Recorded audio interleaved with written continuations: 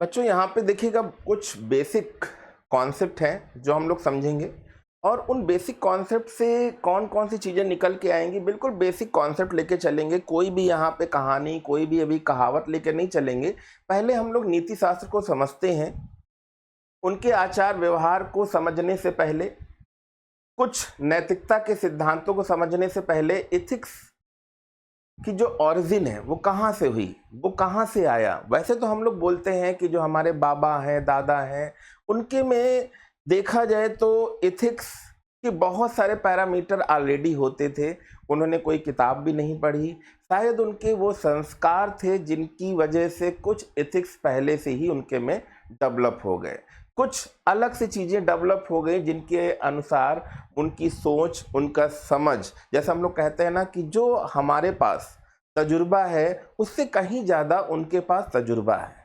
तो बहुत सारी ऐसी चीज़ें हैं जो यहाँ पर संस्कार की बात करी जाए, तजुर्बे की बात करी जाए, नैतिक की बात करी जाए, नैतिकता की बात करी जाए, नैतिकता की बात करी जाए, या क्या झूठ है क्या सच है, क्या अच्छा है क्या बुरा है, इनके बारे में ही समझना है। क्योंकि हमारे पास जो ऐसे आते हैं उनमें जो केस स्टडी आती हैं उनमें आपको अपने सिद्धांतों को दिखाते हुए या देखते हुए आपको कौन सा सही आंसर, कौन सा सही ऑप्शन देखना है, उनके बारे में समझना है। तो यहाँ पर बच्चों बस यही ध्यान देना है कि बेसिक कॉन्सेप्ट ऑफ एथिक्स में अगर हम देखें तो मॉड्यूल 1 की बात करते हैं। किसकी बात करते हैं? मॉड्यूल 1 की बात करते हैं। तो इन चीज़ों के बारे में अगर हम देखेंगे तो यहाँ पर हम लोग समझते हैं, ठीक है। तो चलिए जैसे यहाँ पर अगर हम देखें तो मॉड्यूल 1 जो है हमारे पास जो आपको दिख रहा है एथिक्स एंड ह्यूमन इंटरफेस, मतलब जो नैतिकता है और उसके साथ उसके जो मानवीय संपर्क हैं वो क्या होते हैं, कहाँ से इसकी शुरुआत हुई है, वो सारी चीज़ें हम लोग यहाँ पर एक एक देखेंगे। तो देखिए इंट्रोडक्शन है तो इंट्रोडक्शन की तरह ही पढ़ेंगे, इंट्रोडक्शन का मतलब तो आप जान ही गए होंगे, परिचय।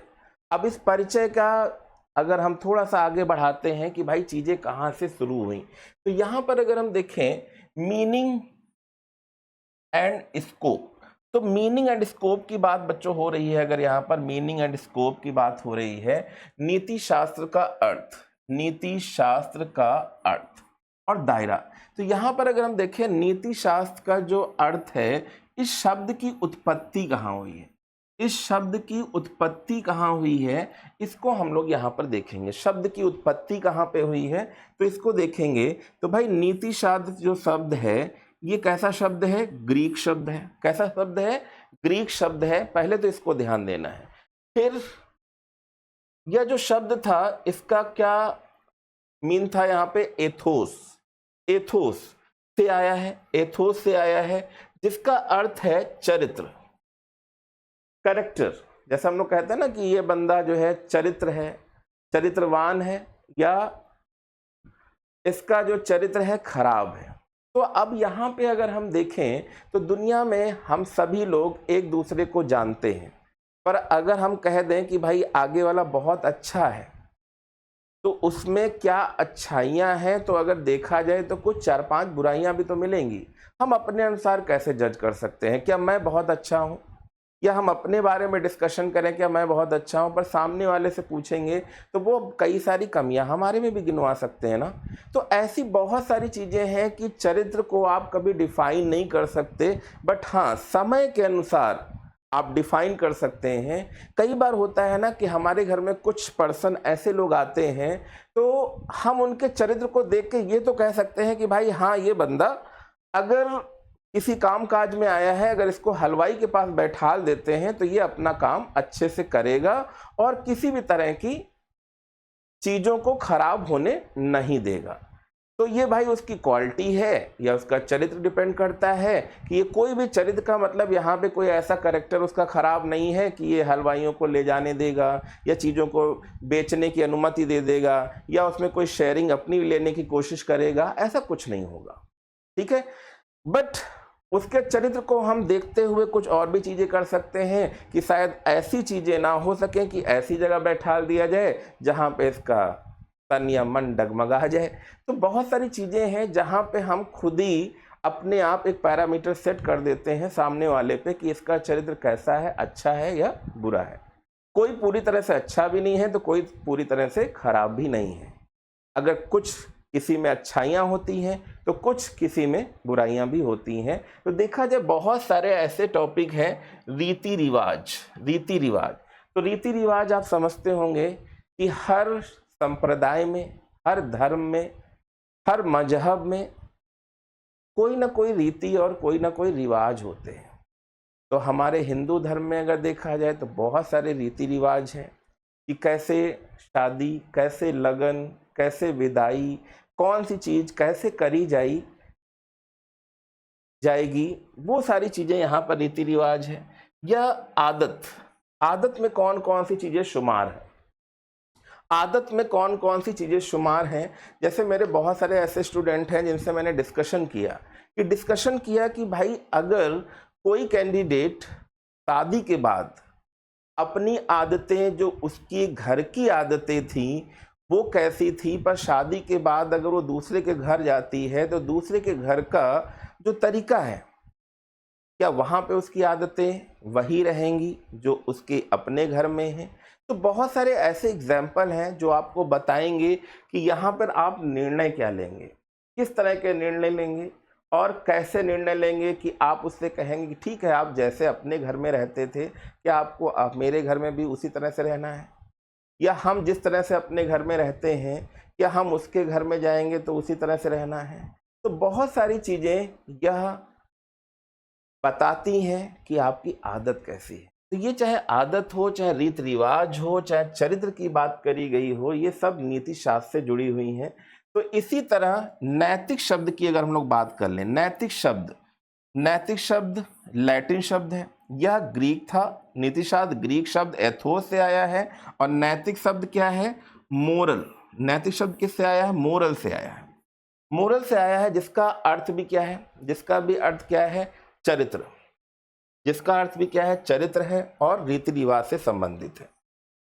अब नीति शास्त्र को नैतिक दर्शन या आचार नीति भी कहा जाता है। तो ये दोनों ही पॉइंट इंपॉर्टेंट है कि नीति शास्त्र को नैतिक दर्शन या आचार नीति भी कहा जाता है, जो सही और गलत के व्यवस्थित अध्ययन से जुड़ा हुआ है।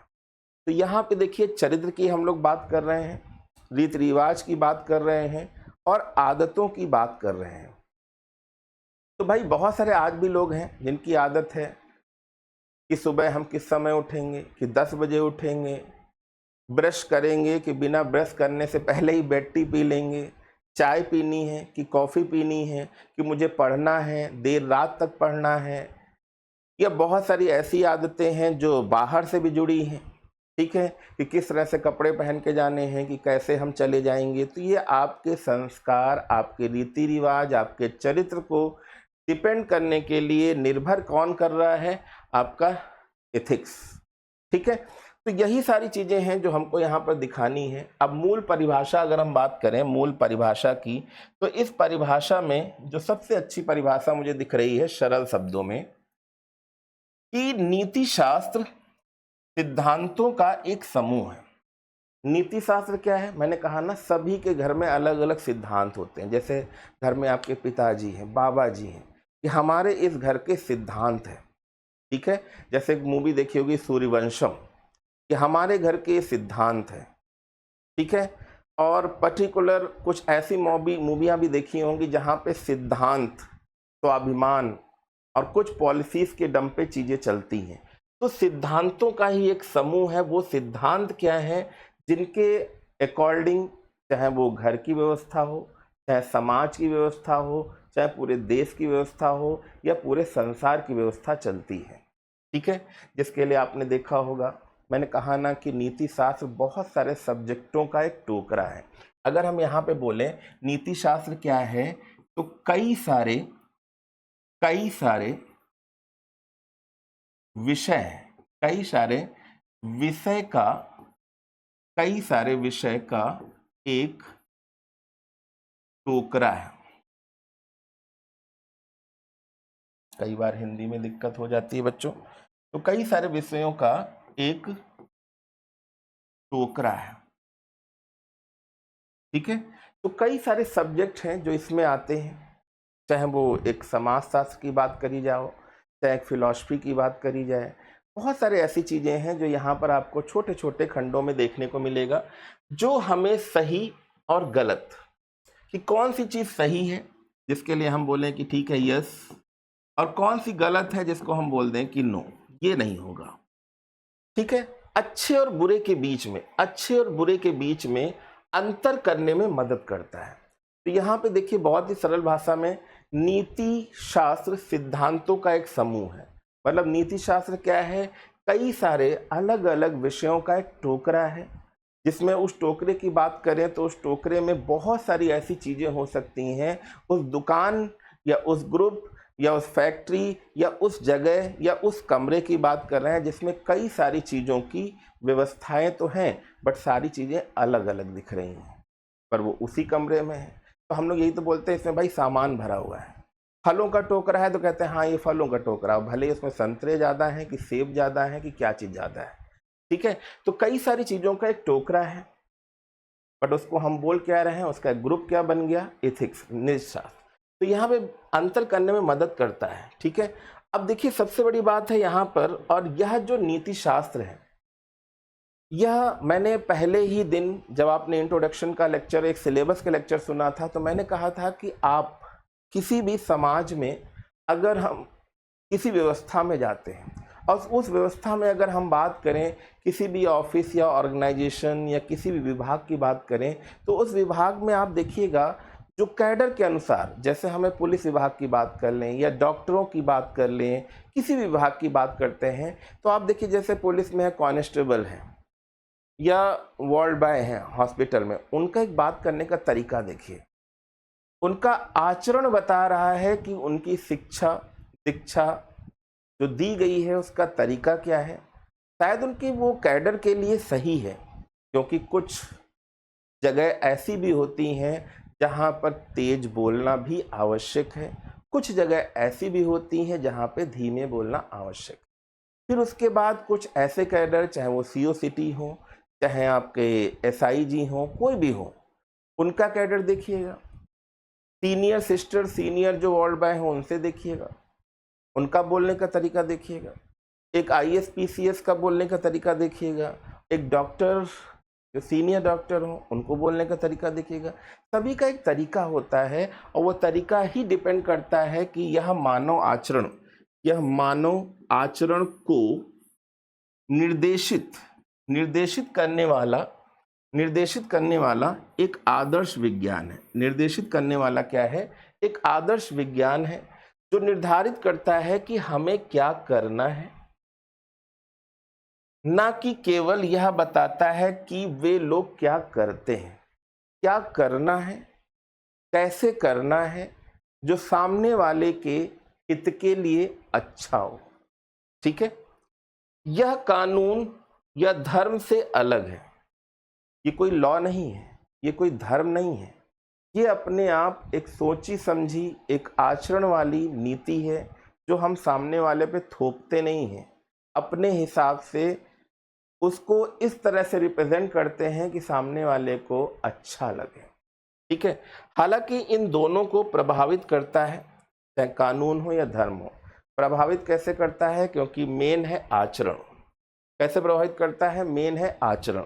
अब यहाँ पे नीति शास्त्र तर्क और विवेक पर आधारित है। नीति शास्त्र किस पे है, तर्क और विवेक, कि किस तरह से आप तर्क करते हैं और आपके बोलने का तरीका क्या है और आपके सुनने की क्षमता क्या है। बहुत सारे लोग बहुत जल्दी गुस्सा में आ जाते हैं, और कुछ लोगों के बोलने का तरीका ही ऐसा होता है कि सामने वाले को तो गुस्सा आ भी रही है और हम भी गुस्से में बोल रहे हैं। ठीक है, तो ना कि किसी हठ धर्मिता या अधिकार पर, हठ धर्मिता या अधिकार पे। तो हठ धर्मिता या अधिकार है क्योंकि बहुत सारे लोग हैं जो सभी धर्मों को नहीं मानते हैं, कुछ अपने धर्म को ही विशेष मानते हैं, कुछ सभी को बराबर समझते हैं, और कुछ हठ धर्मिता पे जुटे रहते हैं कि मैं ही मैं हूँ।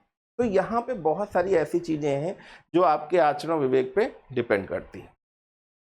अब नीति शास्त्र का दायरा क्या है, नीति शास्त्र का अगर हम दायरा पूछें कि भाई नीति शास्त्र का दायरा क्या है, इसके बारे में भी अगर हम लोग देखते हैं तो नीति शास्त्र का जो कार्यक्षेत्र है वो बहुत ही व्यापक है। कार्यक्षेत्र मतलब कि किस जगह पे कौन सी चीज है, हर जगह। हम अगर अकेले रहते हैं तो हमारा आचरण, हमारा चरित्र, हमारी आदतें कैसी हैं, रीति रिवाजें कैसी हैं, ठीक है। चाहे हम समाज में रहें, और एक व्यक्ति सिंगल रह के कोई समाज नहीं बना सकता है, उसके लिए उसको समाज में रहना पड़ेगा, ठीक है, जिसमें किसी व्यक्ति, समाज और संस्थानों, ऑर्गेनाइजेशन के नैतिक मानदंड शामिल हैं, ठीक है। तो नीति शास्त्र का कार्यक्षेत्र बहुत व्यापक है। मैंने कहा ना, चाहे हम सिंगल हों तब भी हमारे लिए इथिक्स होने चाहिए, समाज में है तो भी, किसी संगठन में है तब भी, ठीक है। अब आगे देखिए नैतिक आदर्श। अब नीति शास्त्र का जो संबंध है, नीति शास्त्र का जो संबंध है परम शुभ या नैतिक आदर्श की खोज से है, नैतिक आदर्श की खोज से है। यह अच्छा, सही और कर्तव्य जैसी, मतलब कुछ चीजें अगर अच्छी हैं, सही हैं और कर्तव्य जैसी मौलिक अवधारणाओं की प्रकृति को निर्धारित करता है, प्रकृति को निर्धारित करता है। अच्छा, सही और कर्तव्य। अच्छा क्या है? अब अच्छा ही सही नहीं है, अच्छा है पर क्या वो चीज सही है? कर्तव्य जैसी मौलिक अवधारणाओं की प्रकृति को निर्धारित करता है और उन मानकों को स्थापित करता है जिनके आधार पर हम नैतिक निर्णय लें। जैसे भाई आपने देखा होगा कि समाज में अगर हमें कुछ निर्णय लेने हैं तो उसके लिए हमारा संविधान बनाया गया है। अब संविधान बनाया गया है तो संविधान क्या डिपेंड करता है कि कैसे चीज़ों का निर्णय लेना है, तो उसके लिए कुछ फंडामेंटल राइट्स बनाए गए हैं, कुछ मौलिक कर्तव्य बनाए गए हैं, जिनके अनुसार हम निर्णय लेंगे कि किस तरह से इस सामने वाले को इंसाफ मिलना चाहिए या कैसे इसकी आदतों को हम सही कर सकते हैं, ठीक है। अब मानव स्वतंत्रता और उत्तरदायित्व की बात कर रहे हैं, मानव की स्वतंत्रता और उत्तरदायित्व। तो नीति शास्त्र जो है, इथिक्स जो है, इस बात पे भी बल दे रहा है कि नैतिक जिम्मेदारी, जो उसका मोरल है, जिम्मेदारी के लिए व्यक्ति का स्वतंत्र होना आवश्यक है। तो सही बात है कि भाई अगर वो अपने एथिक्स को अच्छे से परफॉर्म करना चाहता है तो कहीं ना कहीं अगर वो स्वतंत्र नहीं है, किसी बंधन में है, तो वो अपने विवेकशील, अपने आचरण, अपने व्यवहार, अपने चरित्र का सदुपयोग नहीं कर पाएगा, ठीक है। यह जिम्मेदारी की प्रकृति की भी जांच करता है और प्रशंसा या दंड जैसी अवधारणाओं के लिए आधार प्रदान करता है। प्रशंसा या दंड जैसी अवधारणाओं के लिए भी आधार प्रदान करता है, ठीक है। अब व्यवहारिक जीवन पर प्रभाव, जो हमारा एक जीवन है, इस जीवन में भी इसका प्रभाव क्या पड़ेगा, इसकी व्यवहारिकता क्या है। तो नीति शास्त्र का जो अध्ययन है मानव जीवन के कई पहलुओं पर लागू होता है, जैसे हमारे आपसी संबंध, ठीक है।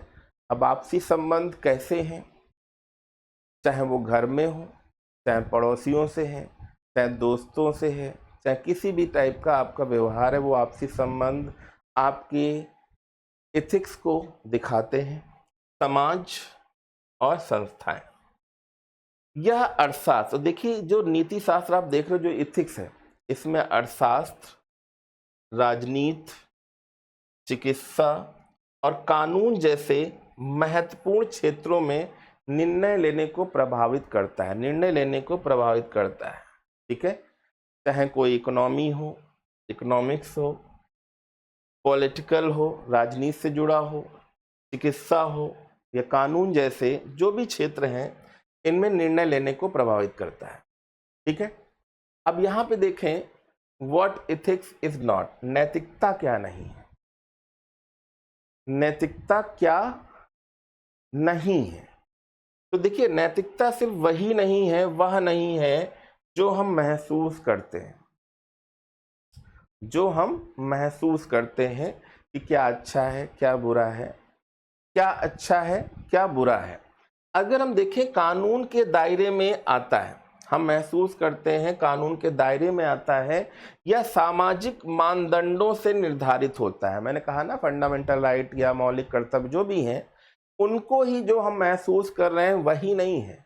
नैतिकता और भी कुछ है, जैसे यह सही है और गलत के सुस्थापित मानकों पर आधारित है, जो अधिकारों, दायित्वों और गुणों से जुड़े होते हैं, जो अधिकारों, दायित्वों और गुणों से जुड़े होते हैं।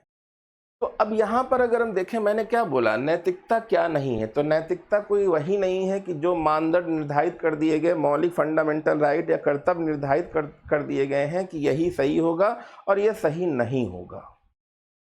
तो बहुत सारे ऐसे इंसाफ हैं, बहुत सारी ऐसी चीज़ें हैं जो हम अपने हिसाब से, अपनी भावनाओं के हिसाब से भी सोचते हैं कि यह चीज़ सही है या गलत है। तो यहाँ पे डिपेंड करता है कि भावनाएं क्या कह रही हैं, क्योंकि यहाँ पे देखिए, सिर्फ इसलिए कि कोई चीज़ आपको अच्छी या बुरी महसूस होती है तो वह नैतिक रूप से सही या गलत नहीं हो जाती। तो नैतिक रूप से वह सही या गलत नहीं हो जाती कि आपकी भावनाएं उससे जुड़ी हुई हैं। आपकी भावनाएं उससे जुड़ी हुई हैं, किसी एक धर्म को लेकर, दूसरे धर्म को लेकर नहीं जुड़ी हैं। ठीक है, बहुत सारे समाज हैं जो हिंदू धर्म को सही मानते हैं पर दूसरे धर्मों को गलत मानते हैं। बहुत सारा ऐसा समाज है जो मुस्लिम धर्म को अपने को सही समझता है, दूसरे के धर्म को सही है।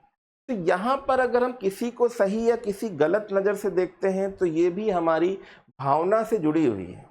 ठीक है, भावनाएं अक्सर व्यक्तिपरक और अस्थाई होती हैं। ठीक है, अस्थाई होती हैं। अब यहाँ पे कानून के अकॉर्डिंग देखें तो कानून नैतिकता का सिर्फ एक हिस्सा है। कानून क्या है? नैतिकता का एक सिर्फ हिस्सा है कि भाई जो कानून बना दिए गए, जो फंडामेंटल राइट बना दिए गए हैं, भाई वो तो एक कानून है, लॉ है, जिसके आधार पर समाज को चलना है। पर आपकी नैतिकता क्या कहती है, किस तरह से आपको कौन सी चीज़ें देखनी है, वो यहाँ पर दूसरी हैं। जैसे सभी नैतिक कार्य कानूनी नहीं है, जो भी हम नैतिक कार्य करते हैं वो कानूनी नहीं है, और सभी कानूनी कार्य नैतिक नहीं होते। सभी कानूनी कार्य नैतिक नहीं होते। ठीक है, कुछ कानून गलत हो सकते हैं या समय के साथ बदल सकते हैं। तो आपने देखा होगा कानून जब बनाया गया, लॉ बनाया गया, अंग्रेजों के समय बनाया गया, अब वो हमारे पास जो कानून बने हुए थे, अब एक न्याय संहिता अलग बन गई है। तो उस समय के लोग और इस समय के लोगों में बहुत सारे बदलाव आए हैं, और बदलाव आए हैं तो कानूनों में बदलाव होना चाहिए, क्योंकि हमारी नैतिकता धीरे धीरे कहाँ पे चेंज हो गई है, कौन सी चीज़ इस समय समाज एक्सेप्ट करता है और कौन सा चीज़ है जो समाज पहले एक्सेप्ट करता था। तो ये सारी चीज़ें यहाँ पर देखनी है, ये सारी चीज़ें यहाँ पर देखनी है। लेकिन नैतिक सिद्धांत अधिक स्थायी होते हैं। लेकिन नैतिक सिद्धांत क्या होते हैं? अधिक स्थायी होते हैं। अब यहाँ पे देखिए, अगर हम बात करते हैं सामाजिक मानदंड, सामाजिक मानदंड, अब यहाँ पर देखते हैं बच्चों, सामाजिक मानदंड की बात करते हैं तो समाज जो स्वीकार करता है, समाज जो स्वीकार करता है वह हमेशा नैतिक नहीं होता। समाज जो स्वीकार करता है वो हमेशा नैतिक नहीं होता। ठीक है, समाज भी गलत हो सकता है, समाज भी गलत हो सकता है। ठीक है, तो यहां पर अगर हम बात करें, समाज जो स्वीकार करता है वह हमेशा नैतिक नहीं होता और समाज भी गलत हो सकता है। नैतिक, ठीक है, यहां पे आपने समझ लिया होगा कि समाज जो स्वीकार करता है, भाई समाज ने जो स्वीकार किया वो हमेशा नैतिक नहीं हो सकता, क्योंकि समाज अभी बहुत सारे धर्म के एजेंडों पे जुटा हुआ है। जैसे अंग्रेजों ने देखा जाए तो स्त्री प्रथा समाप्त करवाई, पर्दा प्रथा समाप्त करवाई, या बहुत सारी ऐसी चीज़ें हैं जिनका समय समय पर योगदान दिया कि भाई कौन सी चीज़ गलत है, कौन सी चीज़ सही है। ठीक है, नैतिकता सामूहिक तर्क पर आधारित होती है। नैतिकता सामूहिक तर्क पर आधारित होती है, लेकिन इसका मतलब यह नहीं है कि समूह हमेशा सही होता है। ठीक है, कि समूह जो बोल रहा है, जो पंचायतें बोल रही हैं, जो गांव का समाज बोल रहा है कि ये चीज सही है कि स्त्रियों को बाहर ना निकलने दिया जाए, स्त्रियों को नौकरी नहीं करनी है, उनको चूल्हा ही फूंकना है।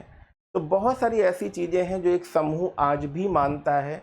छोटे पर ही शादी कर देनी चाहिए, बड़ा नहीं होने देना चाहिए, उसको बाहर नहीं भेजना चाहिए, उसको हमेशा घूंघट में ही रहना चाहिए। क्योंकि हमारे समाज में चाहे हम राष्ट्रपति जी की बात करें, कई सारे प्रधानमंत्री, कई सारे फाइनेंस मिनिस्टर या कई सारे ऐसे सांसद पार्षद हुए हैं जो महिलाएं हैं, पर अभी भी बहुत सारी महिलाओं को समाज से बाहर रखा जा रहा है, क्योंकि यहाँ पे समाज उनको अलाउ ही नहीं कर रहा है कि वो किसी तरह समाज में कुछ और चीज़ों को कर सकें। तो यहाँ पे समाज ये नहीं है कि समूह हमेशा सही होता है। अब वैज्ञानिक ज्ञान की बात करते हैं तो विज्ञान हमें बताता है कि दुनिया कैसे काम करती है, दुनिया कैसे काम करती है, लेकिन यह हमें यह नहीं बताता कि हमें क्या करना है, हमें क्या करना है, हमें क्या करना है, कौन सी जिम्मेदारियां निभानी है। तो नैतिकता का संबंध क्या होना चाहिए, क्या होना चाहिए से है, ना कि क्या है, ना कि क्या है। ठीक है, तो यहाँ पे ये सारी चीजें आपने देखे हैं, वैज्ञानिक रीजन। अब धर्म की अगर हम लोग बात करें तो बहुत से लोग, देखिए ये भी बहुत बड़ा, और इस समय धर्म बहुत एक बड़ी चीज है। तो बहुत से लोगों के लिए धर्म एक नैतिक मार्गदर्शन का स्रोत है, कई जगह सही भी है। आपने देखा होगा बहुत सारे ऐसे लोग हैं जो आज भी बहुत सारी भागवत कथाएं, आस्था टीवी, बहुत सारी ऐसी चीजें देखते हैं जहां पे अगर देखा जाए तो धर्म का माध्यम लेके ही, जैसे आपने देखा कि कई सारे धर्म में देखते हैं कि हम लोग बोलते हैं कि जो भी आप कर रहे हो ईश्वर देख रहा है। अब ईश्वर देख रहा है, उस मानदंड को लेकर बहुत लोग चल रहे हैं, जिसकी वजह से बहुत सारे लोग खराब कामों से बचते रहते हैं, खराब कामों से बचते रहते हैं कि हम ये काम नहीं करेंगे क्योंकि ईश्वर देख रहा है, हम ये वाला गलत काम नहीं करेंगे क्योंकि ईश्वर देख रहा है। तो कई सारी चीज़ें ऐसी हैं जो धर्म के आधार पर उनके पैरामीटर बने हुए हैं, जिसकी वजह से भी समाज में बहुत सारी चीज़ें अच्छे से एक नैतिकता को लेकर चलती रहती है। जैसे हम लोग कहते हैं कि भाई नवरात्र चल रहे हैं, हम ये गलत काम नहीं करेंगे, तो कुछ दिन के लिए कुछ समाज में परिवर्तन तो आते हैं, है ना। तो यहाँ पर अगर हम देखें मार्गदर्शन का स्रोत होता है, लेकिन नैतिकता केवल धर्म तक ही सीमित नहीं। गैर धार्मिक लोग भी नैतिक हो सकते हैं, गैर धार्मिक लोग भी नैतिक हो सकते हैं। हाँ बिल्कुल सही है, कुछ लोग आस्तिक, कुछ लोग नास्तिक होते हैं, ठीक है, पर उनका भी पैरामीटर है, जीने का तरीका है। ठीक है, अब अपूर्णता का बहाना, यह सोचना कि नैतिक होने के लिए मुझे एकदम सही होना होगा, कि बिल्कुल हमें ब्रह्मचर्य धारण कर लेना होगा, बिल्कुल सीधा साधा होना पड़ेगा, कपड़े भी ढंग के नहीं पहन सकते, ऐसा कोई जरूरी नहीं है। ठीक है, तो यह एक गलत धारणा है। नैतिकता का एक सतत प्रयास है, ना कि पूर्णता की स्थिति। ठीक है, नैतिकता क्या है, एक सतत प्रयास है कि हम ज्यादा से ज्यादा निर्णय लेने के लिए एक अच्छा व्यवहार करें और समाज में ऐसा बोलें कि लोगों को फायदा हो, दूसरे को चुभे नहीं। ठीक है, कबीरदास जैसे बोलते हैं, ऐसी बाड़ी बोलिए मन का आपा खोए, औरन को शीतल करे आपो शीतल होए। ठीक है, तो यहाँ पे इसी तरह से है, इसी तरह यह सोचना कि अगर आप गलत काम कर रहे हैं तो यह ठीक है क्योंकि आप नहीं जानते थे या हर कोई ऐसा कर रहा है, यह भी गलत है। ठीक है, तो बहुत सारे ऐसे पैरामीटर हैं, इनको आपको समझना है। जैसे यहाँ पे लिखा है पेशेवर और बनाम व्यक्तिगत नैतिकता। पेशेवर जैसे कहते हैं ना कि ये बहुत ही पेशेवर इंसान है जो हर चीज़ अपने हिसाब से तो कर ही रहा है, लगातार कर रहा है और ये इस चीज़ में बिल्कुल पूरी तरह से पूर्ण है। कुछ लोग मानते हैं कि उनके पेशेवर जीवन में नैतिकता उनके व्यक्तिगत जीवन से अलग होती है। ठीक है, हालांकि यह एक गलत धारणा है। एक व्यक्ति को सभी स्थितियों में नैतिक मानकों का पालन करना चाहिए। ठीक है, केवल बाहरी नियमों का पालन, कुछ लोग हैं केवल बाहरी नियमों का पालन करते हैं जो समाज के द्वारा बताई गई हैं, पर अपने कुछ नियम जैसे नैतिकता केवल बाहरी दबावों और नियमों के बारे में नहीं है। नैतिकता क्या है? केवल बाहरी दबावों के बारे में नहीं है, नियमों के बारे में नहीं है। ठीक है, और यह आत्म जागरूकता और आंतरिक मूल्यों से भी आती है। यह आत्म जागरूकता, ठीक है, आत्म जागरूकता मतलब कई बार होता है ना, जब कहते हैं ना आत्मा जागती है तब चीज़ों का हम सही निर्णय लेते हैं, तब तक हम चीज़ों को कहते हैं ना, कई बार लोग कहते हैं ना जब धोखा खाएगा तब ये बंदा सीखेगा। ठीक है, तो बहुत सारी ऐसी चीज़ें हैं, खासकर तब जब कोई हमें देख नहीं रहा होता है। ठीक है, तो एथिक्स क्या होता है, इनके बारे में हम लोगों ने देखा किस तरह से चीज़ें हैं, वही चीज़ें हम लोग पढ़ते हुए चल रहे हैं। और इसमें नैतिकता का सार क्या है, ठीक है, इसके बारे में भी हम लोग देखेंगे यहाँ पर। ठीक है, नैतिक शिक्षा का अर्थ क्या होता है, ये सारी चीज़ें हम लोग यहाँ पर देख रहे हैं, सीख रहे हैं और इन चीज़ों के बारे में जान भी रहे हैं। ठीक है, तो यहाँ पर अगर हम देखें नैतिकता, अभी हम लोग एथिक्स में हम लोग नीति की बात कर रहे थे, अब यहाँ पे देखिए नैतिकता लिखा हुआ है कि नैतिकता का सार, नैतिकता का सार क्या है? या तो वो कोई चीज़ ऐसी है जो सही है और कुछ ऐसी चीज़ें क्या हैं वो गलत है। तो नैतिकता का मतलब ही होता है कि सही और गलत में हम अंतर कैसे कर रहे हैं और किस तरीके से कर रहे हैं। नैतिकता सही और गलत के बीच अंतर को समझना और उस समझ के आधार पर सही का चुनाव करना है, सही का चुनाव करना है। यह केवल कानूनों या सामाजिक नियमों का पालन करने तक सीमित नहीं है, का पालन करने तक सीमित नहीं है, बल्कि व्यक्ति के अंतःकरण से जुड़ा आंतरिक सिद्धांत है। जुड़ा हुआ क्या है? एक आंतरिक सिद्धांत है जो हमें बिना किसी बाहरी दबाव के सही कार्य करने के लिए प्रेरित करता है। तो यहाँ पर भाई क्या होता है, इंसान अपने नैतिकता का जो सार है वो यही कह रहा है कि सही और गलत के बीच अंतर को समझना और उस समझ के आधार पर सही का चुनाव करना। और ये भी तब आता है जब घर के संस्कार अच्छे हों, लोगों ने कुछ ऐसी चीज़ें देख रखी हों, सीख रखी हों कि कौन सी चीज़ें सही हैं, कौन सी चीज़ें गलत हैं। ठीक है, तो उसके लिए वो निर्णय तभी लेगा जब आगे से उसको प्रोत्साहन मिला होगा कि हम क्या सही कर रहे हैं, क्या गलत कर रहे हैं। ठीक है, तो यहाँ पर अगर हम देखें तो यह केवल कानूनों या सामाजिक नियमों के पालन करने तक का सीमित नहीं है, बल्कि व्यक्ति के अंतःकरण से जुड़ा एक आंतरिक सिद्धांत है जो हमें बिना किसी बाहरी दबाव के सही कार्य करने के लिए प्रेरित करता है। ठीक है, बहुत सारे ऐसे बंदे हैं, जैसे मैं पूरी तरह से शाकाहारी हूँ, तो मेरा तो भाई धर्म हो चाहे मेरा एक व्यक्तिगत कर्तव्य ये कहता है कि मैं पूरी तरह से शाकाहारी रहूँगा। मैं किसी भी जानवर को नुकसान नहीं पहुँचाऊँगा, मैं किसी जानवर की हत्या नहीं करूँगा। पर मेरे बहुत सारे ऐसे दोस्त हैं जो जानवर खाने के शौकीन हैं, पाया जूस पीने के शौकीन हैं, तो उनका एक मत अलग है जो उन्होंने अपने हिसाब से, उनकी आंतरिक भावना से हिसाब से उनको सही लगता है। मुझे अपने हिसाब से सही लगता है कि मुझे क्या सही लगता है, उनको क्या सही लगता है। तो इन दोनों में सही गलत, पर हमारे कई सारे दोस्त अगर ये कह दें कि आप तो घास फूस खाते हो, ये चीज़ें क्या खाते हो, तो आप किसी पे थोप भी नहीं सकते। पर बहुत सारे समाज में ऐसे हैं, पर यहाँ पे सही और गलत का निर्णय आपको लेना है कि आपने क्या सही समझा है, उन्होंने क्या सही समझा है, हमने क्या गलत समझा है, उन्होंने क्या गलत समझा है। ये निर्णय तो हम बिना किसी बाहरी दबाव के सही कार्य करने के लिए प्रेरित करता है।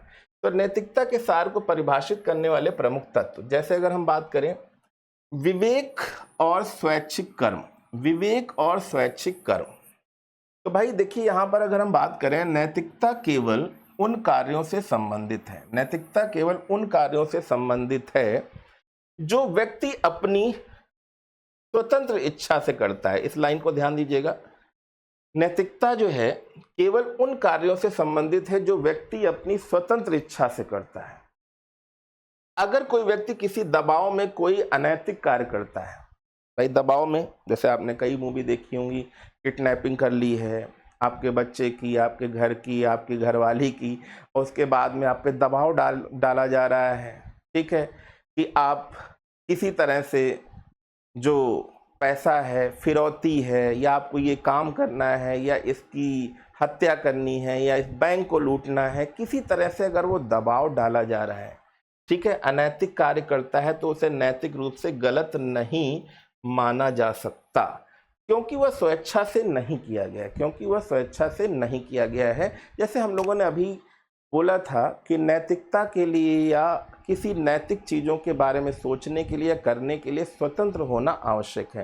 तो यहाँ पर अगर वो स्वतंत्र ही नहीं है, क्योंकि वह अपनी स्वेच्छा से नहीं कर रहा है, ठीक है, स्वेच्छा से नहीं किया गया। अब मानव कल्याण की बात करें तो नैतिकता का अगर हम देखें, मूल उद्देश्य मानव कल्याण से जुड़ा है। तो भाई नैतिकता का मेन चीज है, बहुत सही बताया गया है कि मानव कल्याण से ही जुड़ा है, और यह सुनिश्चित करती है कि हमारे कार्य व्यक्तियों और पूरे समाज के लिए सकारात्मक योगदान दे, ठीक है, हमारे कार्य व्यक्तियों और पूरे समाज के लिए क्या है, एक सकारात्मक योगदान दे, ठीक है।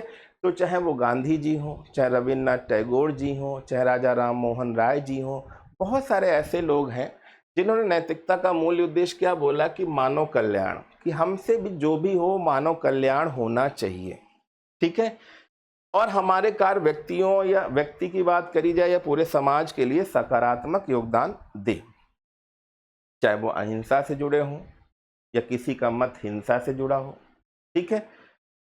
सार्वभौमिक मूल्य दया, मर्सी, निष्पक्षता, जिम्मेदारी और दूसरों के प्रति सम्मान जैसे कुछ सार्वभौमिक मूल्य, ये जो 4 पॉइंट दिए हैं, दया, निष्पक्षता, जिम्मेदारी और दूसरों के प्रति सम्मान जैसे कुछ सार्वभौमिक मूल्य नैतिकता के मूल्य में होते हैं। यह मूल्य सामाजिक मानदंडों से भी परे हैं, ठीक है। आंतरिक प्रेरणा, आंतरिक प्रेरणा किससे मिलती है, कैसे मिलती है, ठीक है, इंटरनल। तो भाई सच्ची नैतिकता वह है जो व्यक्ति के भीतर से आती है, व्यक्ति के भीतर से आती है। यह तब भी बनी रहती है जब कोई देख नहीं रहा हो, ठीक है। तो मैंने अभी बोला ना कि बहुत सारे ऐसे सिद्धांत हैं कि क्या गलत है, क्या बुरा है, या किस परिप्रेक्ष्य में वो गलत काम करने को नहीं सोच रहा है कि भगवान देख रहा है, ऊपर वाला देख रहा है, या वो सोच रहा है कि ये काम करना गलत है। तो बहुत सारी ऐसी चीजें हैं, यह तब भी बनी रहती जब भी कोई देख नहीं रहा हो, क्योंकि यह दंड के भय या सामाजिक अनुमोदन की इच्छा पर आधारित नहीं होती, बल्कि आत्मनियंत्रण और ईमानदारी पर भी आधारित होती है। आत्मनियंत्रण, अभी भी बहुत सारे ऐसे ऑफिसर हैं जो कैमरा लगा हो या ना लगा हो, उनको रिश्वत नहीं लेनी है तो नहीं लेनी है, किसी तरह का पराया पैसा नहीं कमाना है तो नहीं कमाना है। वो एक उनकी ईमानदारी को प्रस्तुति करती है कि भाई वो कितना ईमानदारी है और अब किस तरह से अपनी आत्मा पर नियंत्रण कर सकता है। बहुत सारे ऐसे लोग हैं जो समाज में कुछ भी देखते हैं उनको फर्क नहीं पड़ता है। कुछ ऐसे लोग होते हैं समाज में कि कुछ भी, किसी के छोटे कपड़े बड़े कपड़े देखकर भी परेशान रहते हैं, ठीक है, या उनकी नज़रें भी बदल सकती हैं।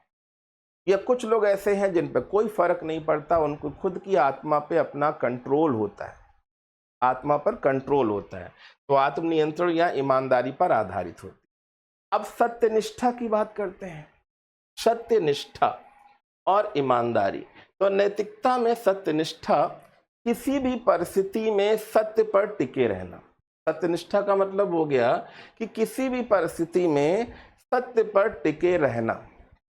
तो एक नाम आपने सुना होगा, राजा हरिश्चंद्र। राजा हरिश्चंद्र सत्य पर, क्योंकि उनका नाम ही था सत्यवादी, राजा हरिश्चंद्र, तो वो अपनी सत्यता पर टिके रहे आखिरी तक, इसीलिए उनको हम लोग क्या बोलते हैं, राजा हरिश्चंद्र।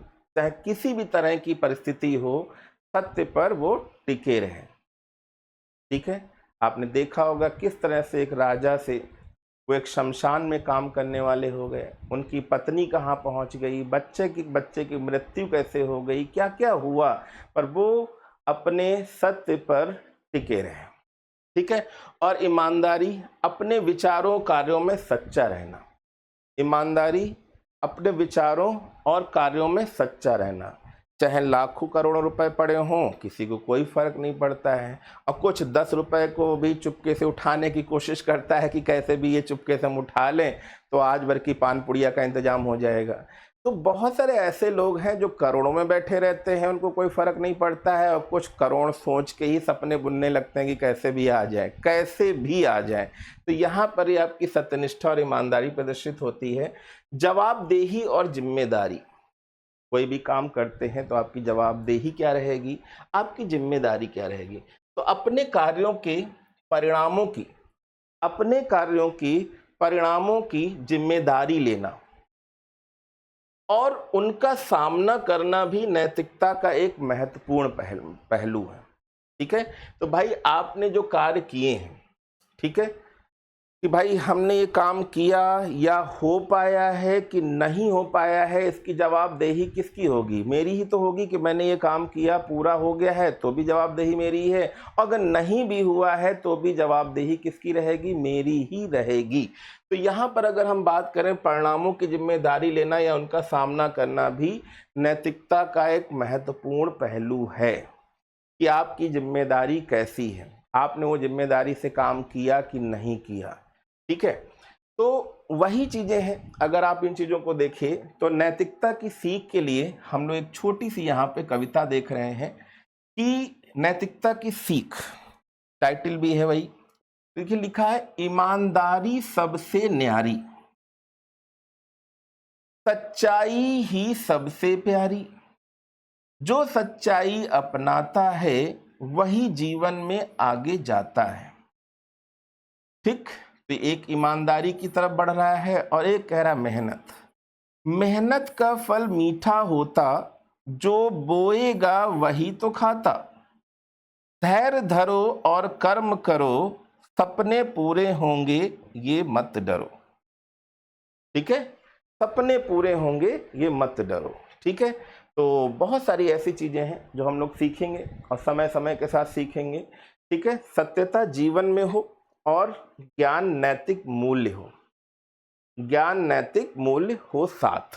ठीक है, चलिए तो आज का टॉपिक यहीं पे रहा और आशा करते हैं कि आप सभी लोगों को ये टॉपिक बहुत अच्छे से समझ में आया है और समझ में आया होगा। तो जिन बच्चों को समझ में आया हो और आगे के लेक्चर अगर आपको और भी चाहिए तो चैनल को सब्सक्राइब कर लीजिएगा। ऑल कंटेंट आपको मिलता रहेगा, पीडीएफ भी मिलती रहेगी, सब्सक्राइब करते रहेंगे तो सारे वीडियोस भी आपको पर्टिकुलर दिखते रहेंगे। ठीक है, तो मैं पुनीत मिश्रा आज के लिए आपसे विदा लेता हूँ। दूसरा लेक्चर फिर एथिक्स का होगा जिसमें हम लोग फिर मिलेंगे और भी अच्छे से अच्छा जानने की कोशिश करें। देखिए एग्जाम्पल मैं अभी नहीं दे रहा था, बहुत सारे उदाहरण थे, बहुत सारी चीज़ें थी जो स्थिति के अनुसार बतानी चाहिए, पर यहाँ पे मैंने केवल कंटेंट पे ध्यान दिया है कि केवल अभी आप उन लाइनों को समझो। फिर मैं जब उदाहरण लेके चलूँगा तो क्लास यही 2-2, 3-3 घंटे की हो जाएगी, जो मुझे लगता है कि अभी शुरुआत में एक लर्निंग पोजीशन में सही नहीं है कि जब हम इसकी बहुत बड़ी बड़ी महाभारत जैसी क्लासें लेंगे तो वो चीज़ें आपके लिए भी बहुत अच्छी हो जाएंगी। ठीक है, तो चलिए आज के लिए यहीं तक, आगे मिलते हैं नेक्स्ट लेक्चर में। तब तक के लिए सभी को धन्यवाद।